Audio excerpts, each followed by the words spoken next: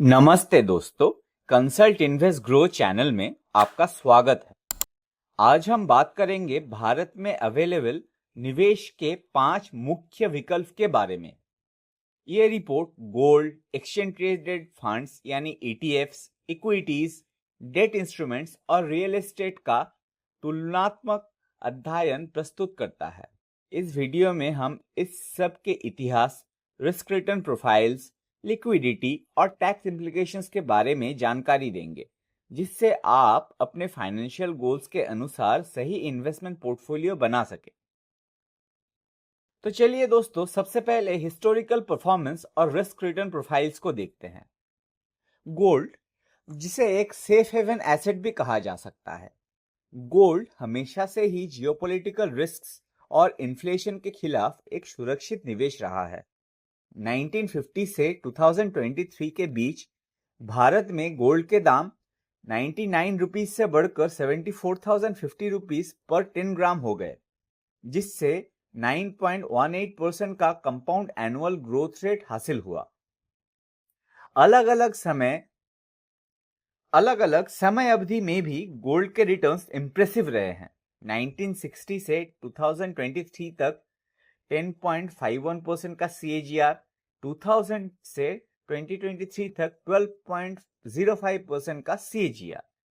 Crisis के समय gold की मांग बढ़ती है, जैसे कि 2020 में कोविड-19 के दौरान जब प्राइस 49,000 पर 10 ग्राम तक पहुंच गया था, और 2022 में जियोपॉलिटिकल टेंशंस के चलते ऑल टाइम हाई 74,050 तक भी पहुंच गया।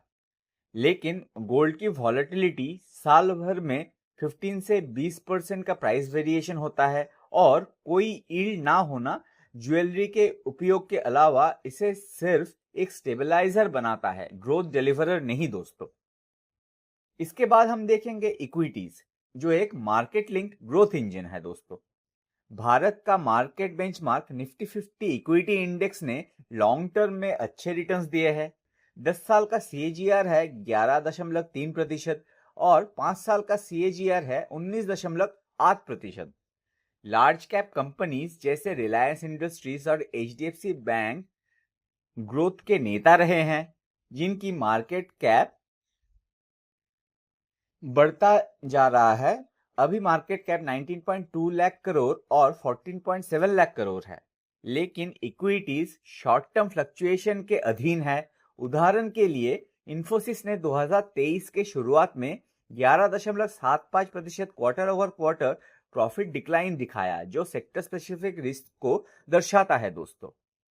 मार्केट के प्राइस टू अर्निंग्स यानी PE मल्टीपल्स 21.9 और प्राइस टू बुक रेशियो यानी PB रेशियो 3.60 है, जो हिस्टोरिकल एवरेजेस के मुकाबले मॉडरेट वैल्यूएशन दर्शाता है। पर सेक्टर्स में अंतर है। टेक्नोलॉजी सेक्टर में TCS का PE रेशियो है 25.86, जबकि बैंकिंग सेक्टर में ICICI बैंक का PE रेशियो है 20.05, जो स्टॉक्स चुनने में सावधानी की आवश्यकता दर्शाता है दोस्तों। इसके बाद हम चलेंगे डेट इंस्ट्रूमेंट्स में, जिसे मॉडरेट रिटर्न्स विद स्टेबिलिटी भी कहा जा सकता है। डेट सिक्योरिटीज विशेष रूप से गवर्नमेंट बॉन्ड्स कम रिस्क और कंसिस्टेंट रिटर्न्स देते हैं, जैसे कि निप्पॉन इंडिया ETF निफ्टी 8 से 13 साल GSC लॉन्ग टर्म गिल्ट ने एक साल में 12.54% और 3 साल में 8.80% का एनुअलाइज रिटर्न दिया है दोस्तों। लेकिन date funds interest rate sensitive होते हैं। US 10 ईयर ट्रेजरी यील्ड में बदलाव फॉरेन इंस्टीट्यूशनल इन्वेस्टर्स के फ्लोज के जरिए इनडायरेक्ट रूप से इंडियन डेट मार्केट को प्रभावित कर सकते हैं।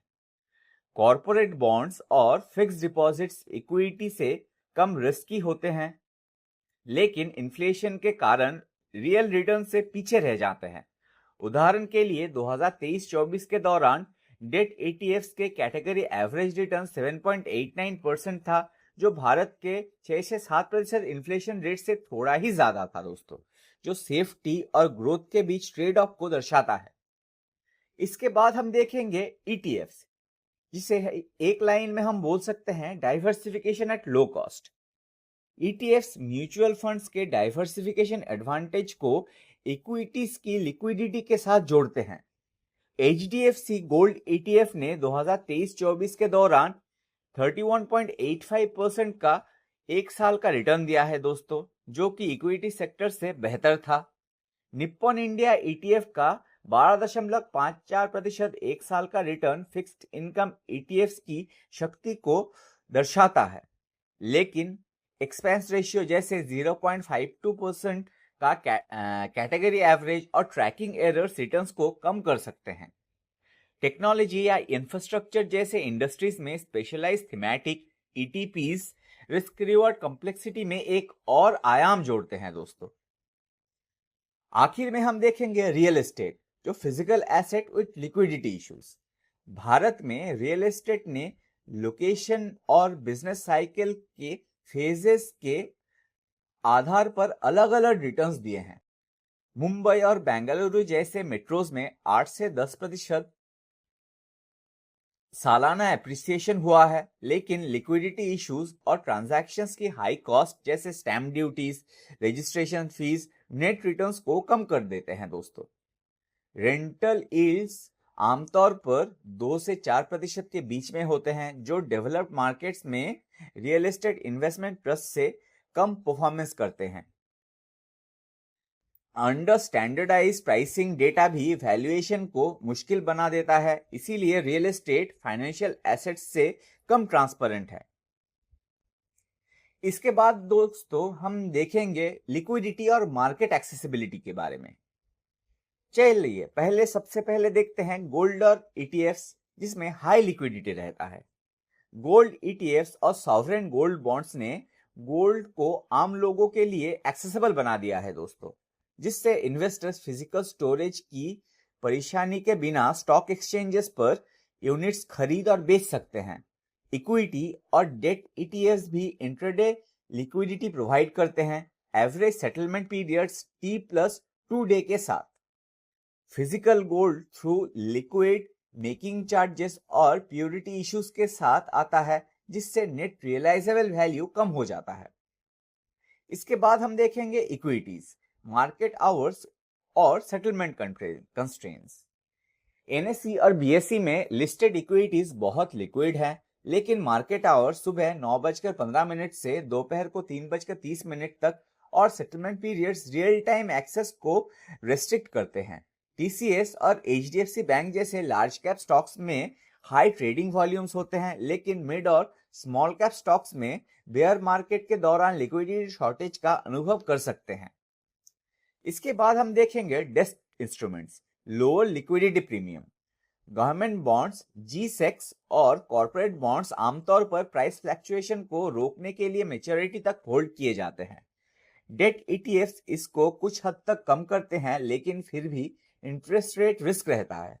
उदाहरण के लिए निप्पॉन इंडिया ईटीएफ का 3 साल का 8.80% रिटर्न में रेट इंक्रीज के मामले में री इन्वेस्टमेंट रिस्क के साथ 19.98% 2 साल एब्सोल्यूट रिटर्न शामिल था दोस्तों।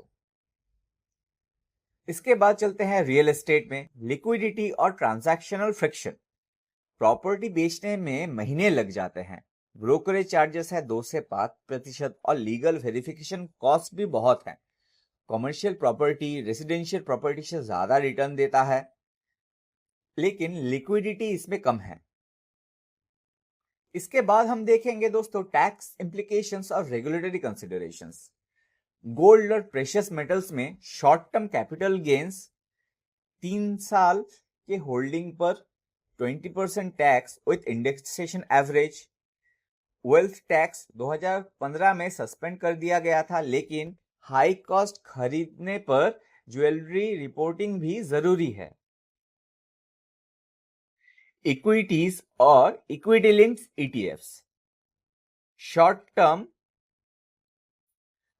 कैपिटल गेन्स टैक्स है 1 साल से ज्यादा गेन्स पर 1 लाख रुपए के ऊपर 1 साल के गेन्स पर 10% का टैक्स। डिविडेंड्स रिसिपिएंट के इनकम स्लैब रेट पर टैक्स टीडीएस 10% के बाद टीडीएस भी कटेगा दोस्तों।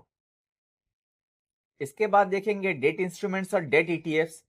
एसटीसीजी इनकम स्लैब के हिसाब से चेंज किया जाता है और लॉन्ग टर्म कैपिटल गेन्स 3 साल से ज्यादा होल्डिंग पर इंडेक्सेशन के साथ 20% टैक्स लगता है दोस्तों।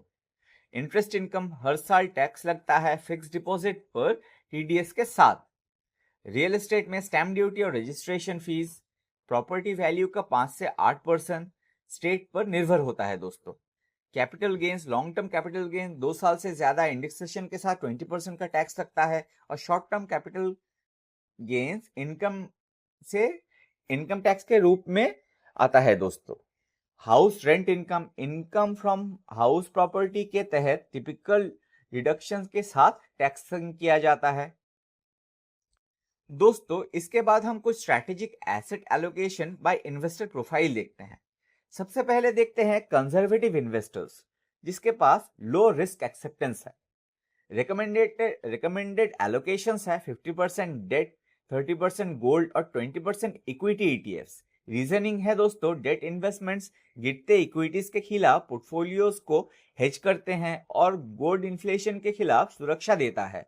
निप्पॉन इंडिया ईटीएफ का 3 साल का 8.80% रिटर्न कैपिटल कंजर्वेशन ऑब्जेक्टिव के लिए अपीलिंग भी है। इसके बाद हम चलेंगे मॉडरेट इन्वेस्टर्स जिसको एक बैलेंस्ड अप्रोच चाहिए। सजेस्टेड एलोकेशन है 40% इक्विटीज, 30% डेट, 20% गोल्ड और 10% रियल एस्टेट। लॉजिक क्या है दोस्तों, निफ्टी 50 कंपोनेंट्स 11.3% 10 साल का सीएजीआर जैसे इक्विटीज ग्रोथ का नेतृत्व करता है। रियल एस्टेट द्वारा डाइवर्सिफिकेशन प्रोवाइड किया जाता है। गोल्ड का सीएजीआर 1960 से 2023 तक 10.51% रहा। वॉलेटिलिटी को यह नियंत्रित करता है दोस्तों। एग्रेसिव इन्वेस्टर्स जिनके पास हाई रिस्क एपेटाइट है उनके लिए सजेस्टेड एलोकेशन है 60% equities, 20% sectoral ETFs, 15% real estate और 5% गोल्ड। रीजनिंग है दोस्तों, लेवरेज रियल एस्टेट इन्वेस्टमेंट्स और हाई ग्रोथ सेक्टर्स जैसे कि technology, renewables maximum returns offer करते हैं जबकि अधिक वॉलेटाइल होते हैं। कंक्लूजन क्या है दोस्तों, डाइवर्सिफिकेशन एज ए कॉर्नरस्टोन मान के चलना है हमें। कोई भी एसेट क्लास हर मार्केट साइकिल में दूसरे सभी को कंसिस्टेंटली आउट परफॉर्म नहीं कर सकते हैं दोस्तों। गोल्ड के क्राइसिस रेजिलियंस, इक्विटीज की ग्रोथ पोटेंशियल, डेट की स्टेबिलिटी, ईटीएफ्स की कॉस्ट इफेक्टिवनेस और प्रॉपर्टी की टेंजेबल नेचर हर एक का एक विशेष योगदान है दोस्तों। डाइवर्सिफिकेशन सबसे प्रमुख विषय हो सकता है। मैक्रो इकोनॉमिक चेंजेस के अनुसार पीरियडिक रीबैलेंसिंग के साथ मॉर्निंग इंटरेस्ट रेट ट्रेंड्स और geopolitical uncertainties risk adjusted returns को मैक्सिमाइज करने के लिए सीएजीआर, पी मल्टीपल्स और एक्सपेंस रेशियो जैसे क्वांटिटेटिव मेजर्स को लिक्विडिटी रिक्वायरमेंट्स और टैक्स इफेक्टिवनेस के क्वालिटेटिव निर्णय के साथ डिसीजंस गाइड करना चाहिए। भारत के विकसित अर्थव्यवस्था में हर एसेट क्लास के ताकत का लाभ उठाने वाले एक बैलेंस पोर्टफोलियो दीर्घकालीन संपत्ति के लिए सबसे अच्छा पोजीशन रहेगा दोस्तों उम्मीद है यह वीडियो आपको पसंद आया होगा। वीडियो को लाइक और शेयर जरूर करें और चैनल को सब्सक्राइब करना बिल्कुल ना भूलें। अगर ये इंफॉर्मेशन आप आर्टिकल के रूप में पढ़ना चाहते हो तो डिस्क्रिप्शन में दिए हुए लिंक्स को क्लिक करें, consultinvestgrow.com को बुकमार्क करें। धन्यवाद दोस्तों, फिर मिलते हैं अगले वीडियो पर।